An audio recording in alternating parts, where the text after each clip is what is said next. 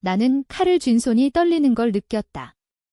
그 순간 아내의 목에 대고 서 있던 나는 그녀의 눈동자에 비친 내 얼굴이 얼마나 추악한지 깨달았다. 내가 내 인생을 망쳤어. 이제 내 차례야. 그 말과 함께 나는 되었고 피가 솟구치는 소리가 우리 결혼의 끝을 알렸다. 그날 밤 나는 아들의 방 문을 열었고 그의 작은 몸이 내 품에 안기는 순간 모든 게 무너졌다. DNA 검사 결과가 도착한 그날 나는 세상에서 가장 큰 배신을 맛보았다. 내 아들이 내 피가 아니었다. 복수가 시작된 건 바로 그때였다. 나는 복수를 맹세했다. 하지만 그 복수는 단순한 폭력이 아니었다. 그것은 그녀의 삶을 파괴하는 천천히 스며드는 독이었다. 너는 나를 잃었지만 나는 너를 영원히 가질 거야. 그 속삭임이 내 가슴을 파고들었고 나는 더 이상 인간이 아니었다. 서울의 겨울은 항상 차갑고 바람이 뼈를 애는 듯 했다. 나는 회사에서 늦게 퇴근한 후 집으로 돌아오는 버스 안에서 핸드폰을 만지작거렸다. 아내 지은의 메시지가 왔다. 오늘 저녁 늦을 거야? 미안히. 평소처럼 짧고 건조한 문장. 나는 미소를 지었다. 우리 결혼 8년 차, 지은이는 바쁜 디자이너 생활로 피곤해 보였고 나는 그걸 이해하려 애썼다. 우리 아들 민준이는 이제 7살, 학교에서 돌아와 혼자 TV를 보는 나날이 반복되었다. 집에 도착해 문을 열자 민준이가 소파에 누워 자고 있었다. 아빠, 그의 작은 목소리가 들려 깨어나는 척하며 안겼다. 나는 그 따뜻함에 가슴이 저렸다. 지은이는 아직 안 왔고 나는 간단히 저녁을 데워 먹이며 민준이와 이야기를 나눴다. 엄마는 왜 항상 늦어? 민준이가 물었다. 엄마가 세상을 아름답게 만드는 일이니까. 나는 웃으며 대답했다. 하지만 속으로는 불안이 스멀스멀 피어올랐다. 최근 지은이의 향수 냄새가 달라진 게, 아니, 그건 상상일 뿐이었다. 그날 밤 지은이가 돌아왔을 때 그녀의 얼굴은 창백했다. 무슨 일 있었어? 내가 물었다. 그녀는 고개를 저으며 클라이언트 미팅이 길어졌어 라고 중얼거렸다. 우리는 침대에 누워 등을 돌린 채 잠들었다. 그게 우리의 일상이었다. 사랑은 이미 희미해진 불꽃처럼 가끔 타올랐다 꺼지기를 반복했다. 다음 날 아침 나는 출근 준비를 하며 지은이의 핸드폰을 우연히 보았다. 충전 중에 화면이 켜진 거였다. 알림이 떴다. 오늘 밤 그 호텔에서 발신자 준호 형. 내 심장이 멎는 듯 했다. 준호. 지은이의 대학 선배, 내 친구이자 사업 파트너. 그 이름이 왜 그녀의 폰에. 나는 출근길에 그 메시지를 지우지 않았다. 대신 회사에서 몰래 지은이의 위치를 추적하는 앱을 설치했다. 우리는 결혼할 때 서로의 위치를 공유하기로 했지만 요즘은 그 기능이 꺼져 있었다.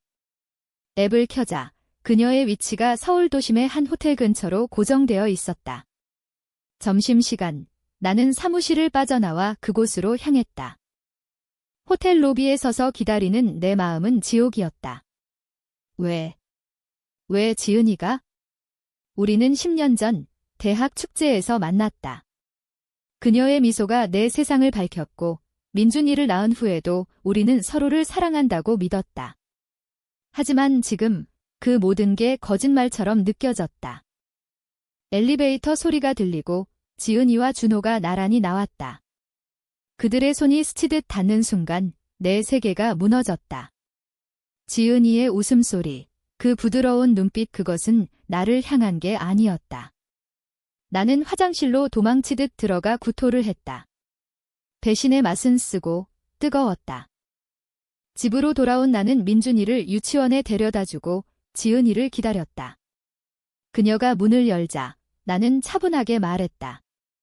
오늘 호텔에서 봤어. 지은이의 얼굴이 하얗게 질렸다. 무슨 소리야? 오빠, 그녀의 변명은 헛되이 흩어졌다. 나는 증거 사진을 보여주었다. 그녀는 무너지듯 주저앉았다. 미안해. 나도 모르게. 그날 밤 우리는 처음으로 진심 어린 대화를 했다. 아니, 그것은 고백이었다. 지은이는 준호와 2년 전부터 관계를 가졌다고 털어놓았다. 너는 항상 일만 하고 나를 봐주지 않았어. 준호 오빠는 나를 이해해줬어. 그녀의 말은 칼날처럼 내 가슴을 파고들었다. 나는 울었다. 민준이는? 우리 가족은? 지은이는 고개를 숙였다. 민준이는? 내 아들이야. 하지만 그 말 속에 숨겨진 떨림을 나는 느꼈다. 다음 날 나는 몰래 민준이의 머리카락을 채취해 DNA 검사를 의뢰했다. 결과가 나오기까지 3일. 그 시간은 영원처럼 길었다. 결과가 도착한 날 나는 회사 화장실에서 봉투를 열었다. 부자 아님 이 그 세 글자가 내 삶을 산산조각 냈다. 민준이는 내 아들이 아니었다. 지은이와 준호의 아들. 모든 게 연결되었다. 결혼 전부터. 아니, 민준이가 태어난 지 1년 후부터. 내 머릿속이 혼란스러웠다. 나는 집으로 달려갔다. 지은이는 부엌에서 요리 중이었다. 민준이는 누구 아냐? 내 목소리가 갈라졌다. 그녀는 포크를 떨어뜨렸다. 오빠, 그건. 말해. 내 아들이 아니라고. 그녀의 눈물이 흘렀다. 준호 오빠. 미안해. 민준이가 태어났을 때 우리는 이미. 나는 소리를 지르며 주먹을 쥐었다. 8년 동안 내가 날 속였어. 내 인생을. 지은이는 울부짖었다. 사랑했어. 정말로. 하지만 준호 오빠가. 나는 그녀를 밀치고 방으로 들어갔다. 문을 잠그고 벽에 머리를 쿵쿵 찧었다. 분노, 슬픔, 절망 그것들이 내 안에서 소용돌이쳤다. 그날 나는 복수를 결심했다. 단순히 이혼이 아니었다. 지은이와 준호, 그들의 행복을 빼앗아야 했다. 나는 변호사를 만나 이혼 서류를 준비했다. 하지만 그건 시작에 불과했다. 회사에서 준호를 만나야 했다. 그는 여전히 내 파트너, 웃으며 인사했다. 오늘 미팅 어때? 나는 미소를 지었다. 좋아. 내 덕분에 속으로는 그의 목을 조르는 상상을 했다. 민준이를 보는 게 고통스러웠다. 그의 눈, 준호를 닮은 그 눈빛. 하지만 나는 그를 사랑했다. 내 아들이 아니더라도. 아빠, 왜 슬퍼? 민준이가 물었다. 나는 안아주며 속삭였다. 아빠가 약해. 그 순간 복수의 불꽃이 타올랐다. 나는 지은이의 삶을 파괴할 계획을 세우기 시작했다. 복수의 첫걸음은 은밀했다. 나는 지은이의 일상을 관찰하기 시작했다. 그녀의 디자이너 스튜디오, 클라이언트 미팅, 그리고 준호와의 만남. 위치 추적 앱은 내 유일한 무기였다. 서울의 번잡한 거리에서 나는 그림자처럼 그녀를 따라다녔다. 한 번은 강남의 카페에서 그들을 봤다. 지은이가 준호의 손을 잡고 웃는 모습. 그 웃음소리가 내 귀를 찔렀다. 집에서는 평온을 가장했다. 민준이의 학교 행사에 지은이와 함께 갔다. 우리 가족답게. 나는 속으로 중얼거렸다. 하지만 밤이 되면 나는 컴퓨터 앞에 앉아 자료를 모았다. 준호의 회사 재무보고서, 지은이의 은행 거래 내역. 나는 회계 소프트웨어를 이용해 이상 징후를 찾았다. 놀랍게도 준호의 회사가 우리 공동 프로젝트에서 자금을 빼돌리고 있었다. 5억 원 규모. 그 돈은 우리 가족의 미래를 위한 것이었다. 나는 증거를 모았다. 이메일, 송금 기록. 변호사에게 상담했다. 이건 사기예요. 이혼 시 유리할 거예요. 하지만 나는 돈이 아니라 고통을 원했다. 지은이에게는 그녀의 명예를, 준호에게는 그의 사업을 무너뜨리고 싶었다. 어느 날 저녁, 민준이가 병원에 실려갔다. 발열이 심해 급성 폐렴 진단. 나는 지은이를 깨웠다. 민준이가, 그녀는 패닉에 빠졌다. 병원으로 달려가며 우리는 손을 잡았다. 그 순간 옛사랑이 스쳤다. 하지만 민준이의 병실에서 의사가 말했다. 아버지 혈액형이 필요해요. A형이시죠. 나는 고개를 끄덕였다. 지은이의 얼굴이 창백해졌다. 그녀의 혈액형은 O형, 준호는 AB형, 민준이는 B형. 그 모든 게 맞물렸다. 병원 복도에서 나는 지은이를 끌어당겼다. 내가 준호와 언제부터였어? 민준이가 태어나기 전부터 그녀는 울었다. 아니야. 민준이가 2살 때, 내가 출장 갔을 때 그녀의 고백은 내 가슴을 찢었다. 5년, 아니 6년 동안의 거짓. 나는 병실로 돌아가지 않았다. 대신 호텔로 가서 밤을 지새웠다. 다음 날 나는 준호를 만났다. 회사 미팅 후 커피 한 잔 어때? 내가 말했다. 그는 웃었다. 좋아, 형. 카페에서 나는 직설적으로 물었다. 지은이와 내 관계 알아? 그의 얼굴이 굳었다. 무슨 소리야? 오해야. 나는 사진을 보여주었다. 민준이도 내 아들이야. 준호는 고개를 저었다. 그건 미안해. 하지만 지은이가 그의 변명은 역겹게 들렸다. 너희 때문에 내 삶이 망가졌어. 나는 속삭였다. 준호는 창밖을 보며 말했다. 형, 용서해. 우리는 실수했어. 실수. 그 단어가 내 분노를 폭발시켰다. 나는 테이블을 치며 소리쳤다. 실수로 내 가족을 훔쳤다고. 카페 사람들이 쳐다봤다. 준호는 황급히 자리를 피했다. 집으로 돌아온 나는 이혼 서류를 내밀었다. 서명해. 지은이는 떨리는 손으로 펜을 쥐었다. 민준이는 어떻게 할 거야? 내가 키울게. 내 피가 아니더라도 그녀는 무너졌다.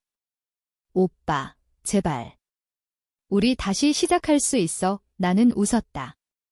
너희가 내 인생을 망쳤듯이 나도 너희를 망칠 거야. 복수의 계획이 구체화되었다. 나는 준호의 회사에 익명으로 사기 제보를 했다. 경찰이 조사에 착수했다. 지은이의 스튜디오는 클라이언트가 떠나기 시작했다. 내가 소문을 퍼뜨린 탓이었다. 그 디자이너, 불륜중일에 소셜미디어에서 퍼지는 그 소문은 그녀의 명성을 갉아먹었다. 민준이는 퇴원했다. 그의 작은 손이 내 손을 잡을 때 나는 울었다. 아빠가 지켜줄게요. 하지만 내 안에는 어둠이 자라고 있었다. 복수는 중독이었다. 더 깊이, 더 잔인하게. 어느 밤, 지은이가 집에 왔다. 오빠, 준호가 체포됐어. 내가 한 거지. 그녀의 눈에 공포가 서렸다. 나는 고개를 끄덕였다. 시작이야. 그녀는 무릎 꿇었다. 제발 멈춰. 민준이를 위해. 그 이름이 내 결심을 흔들었다. 하지만 이미 늦었다. 복수의 바퀴는 굴러가고 있었다. 서울의 봄은 늦게 왔다. 벚꽃이 피기 시작할 무렵 내 삶은 잿더미였다. 준호는 구속되었고 그의 회사는 파산 절차에 들어갔다. 뉴스에서 사업가 사기 사건으로 보도되었다. 지은이는 스튜디오를 접었고 친구들이 등을 돌렸다. 그녀는 매일 울며 전화했다. 오빠, 용서해줘. 내가 잘못했어. 하지만 나는 받지 않았다. 무시하는 게 가장 큰 고통이었다. 민준이는 변했다. 엄마 어디 갔어? 그가 물을 때마다 나는 엄마 일 바빠라고 둘러댔다. 학교 성적도 떨어졌다. 상담 선생님이 불렀다. 아버님, 민준이가 트라우마 같아요. 가족 문제인가요? 나는 고개를 끄덕였다. 제가 해결할게요. 하지만 해결은 복수였다. 나는 새로운 삶을 시작했다. 회사에서 승진, 새 아파트로 이사, 겉으로는 성공한 남자. 하지만 밤이면 악몽에 시달렸다. 지은이의 웃음, 준호의 배신, 민준이의 눈빛. 나는 심리 상담을 받기 시작했다. 분노를 풀어야 해요. 상담사가 말했다. 어떻게? 용서로 웃기지도 않았다. 용서는 약한 자의 선택이었다. 어느 날 지은이가 집 앞에 서 있었다. 야위고 눈이 퉁퉁 부은 채 민준이 봐야 해 그녀가 애원했다. 나는 문을 열었다. 민준이가 그녀를 보자 달려갔다. 엄마, 그 장면이 내 가슴을 아프게 했다. 우리는 함께 저녁을 먹었다. 어색한 대화, 억지 미소. 지은이가 말했다. 오빠, 나 준호랑 끝냈어. 다시 우리 가족으로. 나는 포크를 내려놓았다. 가족. 내가 부순 가족을. 민준이가 울었다. 아빠, 엄마 왜 그래? 나는 참았다. 그날 밤 지은이는 가지 않았다. 우리는 옛날처럼 침대에 누웠다. 그녀의 손이 내 팔을 스쳤다. 사랑해, 그녀의 속삭임. 나는 밀어냈다. 늦었어. 하지만 그 밤 나는 그녀를 안았다. 분노와 욕망이 뒤엉켜. 아침에 그녀가 깨자 나는 말했다. 이건 마지막이야. 이혼 서류에 서명해. 그녀는 울었다. 왜? 어제는 실수. 너희가 내게 한 실수처럼. 지은이가 떠난 후 나는 더 깊은 복수를 계획했다. 준호의 재판이 다가오고 있었다. 나는 증인으로 나섰다. 법정에서 그의 눈을 보며 증언했다. 그는 내 파트너를 배신하고 내 가족을 훔쳤습니다. 준호는 고개를 숙였다. 판결 7년 실형. 그의 가족이 울부짖는 소리가 내 귀에 달콤했다. 지은이는 자살 시도를 했다. 병원에서 연락이 왔다. 자해로 입원했어요. 나는 갔다. 그녀의 팔에 난 상처를 보자 후회가 스쳤다. 왜? 내가 물었다. 너 때문에. 내가 날 파괴했어. 그녀의 말. 나는 웃었다. 내가 먼저 시작했어? 민준이를 데리고 병원을 나서며 나는 결심했다. 민준이를 준호에게 넘기지 않을 거야. 그는 내 아들이었다. 피가 아니더라도. 하지만 그 결심은 또 다른 고통을 불렀다. 민준이가 물었다. 엄마 언제 와? 곧. 거짓말. 복수의 다음 타겟은 지은이의 가족이었다. 그녀의 부모님께 편지를 썼다. 딸이 불륜으로 제 삶을 망쳤습니다. 증거 첨부. 그들은 지은이를 버렸다. 너 같은 딸 없어. 그녀의 어머니 전화. 지은이는 완전히 고립되었다. 내 안에 어둠이 커졌다. 나는 술을 마시기 시작했다. 회사 동료들이 걱정했다. 최 대리, 요즘 왜 그래? 괜찮아. 하지만 아니었다. 상담사에게 말했다. 복수가 끝나지 않아요. 그만하세요. 당신도 파괴될 거예요. 그는 경고했다. 어느 비 오는 밤, 준호의 어머니가 찾아왔다. 제 아들 잘못했어요. 용서해주세요. 그녀의 무릎 꿇은 모습. 나는 문을 쾅 닫았다. 하지만 그 밤, 죄책감이 밀려왔다. 복수는 승리인가, 패배인가? 여름의 더위가 서울을 덮였다. 나는 민준이와 제주도로 여행을 갔다. 바다를 보며 그는 웃었다. 아빠, 재미있어. 그 미소가 내 유일한 빛이었다. 하지만 해변에서 지은이의 메시지가 왔다. 민준이 어때? 나도 가고 싶어. 나는 삭제했다. 그녀의 그림자는 사라지지 않았다. 돌아온 후 나는 새로운 연인을 만났다. 회사 후배 수진. 그녀의 밝은 미소가 내 상처를 어루만졌다. 오빠, 과거는 잊어. 데이트 중 그녀가 말했다. 우리는 키스했다. 하지만 내 마음은 여전히 차가웠다. 섹스 후 나는 지은이를 떠올렸다. 왜? 수진이 물었다. 아무것도 아냐. 지은이는 변화했다. 소셜미디어에서 그녀의 계정이 사라졌다. 소문에 따르면 그녀는 지방으로 내려가 작은 카페를 열었다. 나는 그곳으로 갔다. 부산의 작은 거리, 그녀의 카페 짙은 꽃, 그녀는 마른 몸으로 커피를 내리고 있었다. 오빠의 그녀의 놀란 눈. 우리는 테이블에 앉았다. 왜 왔어? 내가 어떻게 사는지 봐서 그녀는 웃었다. 쓰디쓴 미소. 파괴당했지. 내가 원한 대로 나는 물었다. 후회해. 매일. 하지만 너도 행복하지 않아 보이네. 그녀의 말에 나는 침묵했다. 그날 나는 그녀를 안아주었다. 미안, 속삭임. 하지만 그것은 함정이었다. 나는 그녀의 카페에 투자 제안을 했다. 다시 일어나게 해줄게. 대신 준호와의 모든 연락 끊고 그녀는 동의했다. 계약서에 서명. 하지만 내 계획은 달랐다. 그 투자는 가짜, 그녀의 빚을 늘리는 함정이었다. 수진과의 관계는 깊어졌다. 그녀는 민준이를 좋아했다. 우리 결혼하자, 그녀가 말했다. 나는 망설였다. 아직 준비 안 돼서 내 과거가 발목을 잡았다. 밤의 악몽, 지은이의 피 흘리는 얼굴. 준호가 출소했다. 2년 감형. 그는 나를 찾아왔다. 형, 용서받을 수 있을까? 야윈 얼굴. 나는 웃었다. 늦었어. 하지만 그는 무릎 꿇었다. 민준이를 봐야 해. 내 아들이야. 그 말에 내 피가 끓었다. 내 아들. 8년 동안 내가 키웠어. 우리는 싸웠다. 주먹이 오갔다. 경찰이 왔다.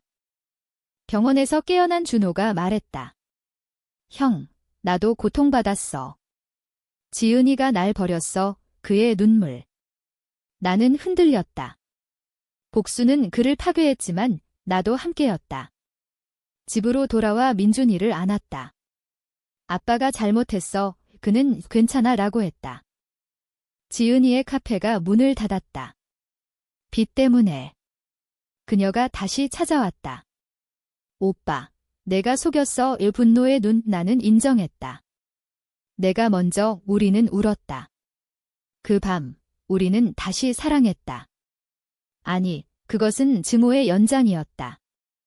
수진이 알았다. 오빠, 아직 지은이를. 그녀는 떠났다. 또 하나의 상실. 나는 혼자였다. 복수의 끝이 보이지 않았다. 가을잎이 떨어지는 계절, 내 삶은 절정에 달했다. 민준이가 학교에서 왕따를 당했다. 아빠가 나쁜 사람이라고 해. 그의 울음. 원인은 소문, 내 복수 이야기. 누군가 퍼뜨렸다. 준호. 지은이. 모르겠지만 나는 분노했다. 나는 언론에 제보했다. 불륜 스캔들, 사업가의 몰락 기사가 나갔다. 지은이의 이름이 실렸다. 그녀는 다시 자살 시도. 이번엔 성공할 뻔. 병원에서 그녀를 본 나는 후회했다. 왜 이렇게까지? 그녀가 물었다. 내가 날 죽였으니까. 민준이를 데리고 상담소 갔다. 아빠, 엄마 만나고 싶어. 그의 말, 나는 동의했다. 중립 장소, 공원. 지은이가 왔다. 민준이가 달려갔다. 그 장면을 보며 나는 무너졌다. 우리 다시. 지은이가 말했다. 민준이를 위해. 하지만 준호가 나타났다. 지은아, 나랑 가자. 그의 손이. 민준이가 혼란스러워했다. 나는 소리쳤다. 저리 가. 싸움이 벌어졌다. 준호가 나를 때렸다. 내가 모든 걸 망쳤어. 경찰이 또 왔다. 재판이 열렸다. 양육권 분쟁. 준호가 민준이를 요구했다. 내 피야. DNA 증거. 지은이는 중립. 나는 싸웠다. 8년 동안 내가 아버지였어. 판사는 말했다. 아동의 안녕이 우선. 민준이는 나와 함께. 하지만 상처는 깊었다. 그날 밤 나는 칼을 들었다. 준호의 집으로 갔다. 문을 열자 그는 혼자였다. 형, 그의 공포. 나는 칼을 겨누었다. 내가 내 모든 걸 빼앗았어. 하지만 민준이의 얼굴이 떠올랐다. 나는 칼을 버렸다. 끝이야. 지은이가 찾아왔다. 오빠, 우리 용서하자. 그녀의 손 우리는 안겼다. 하지만 그것은 사랑이 아니었다. 상처의 포옹. 겨울이 다시 왔다. 눈이 서울을 뒤덮었다. 나는 지은이와 재결합을 고려했다. 민준이를 위해. 준호는 떠났다. 지방으로. 그의 그림자도 사라졌다. 하지만 진실은 더 깊었다. DNA 검사에서 또 하나의 비밀, 민준이는 쌍둥이였다. 잃어버린 형제. 지은이의 과거 임신. 준호의 다른 여자? 아니, 내 오해. 상담 중 드러난 민준이는 내 아들이었다. 검사 오류. 랩 실수. 그 충격. 모든 복수가 헛된 것이었다. 나는 지은이를 안고 울었다. 미안해. 내가 그녀도 울었다. 우리도 미안. 준호를 찾아갔다. 오해였다. 그는 웃었다. 알았어. 형, 우리는 화해했다. 하지만 상처는 영원했다. 민준이는 행복했다. 가족이야. 그의 말, 나는 배웠다. 복수는 파괴지만 용서는 재건. 결말, 우리는 새로 시작했다. 서울의 눈 속에서. 하지만 그 칼자국은 가슴에 남아 영원한 교훈.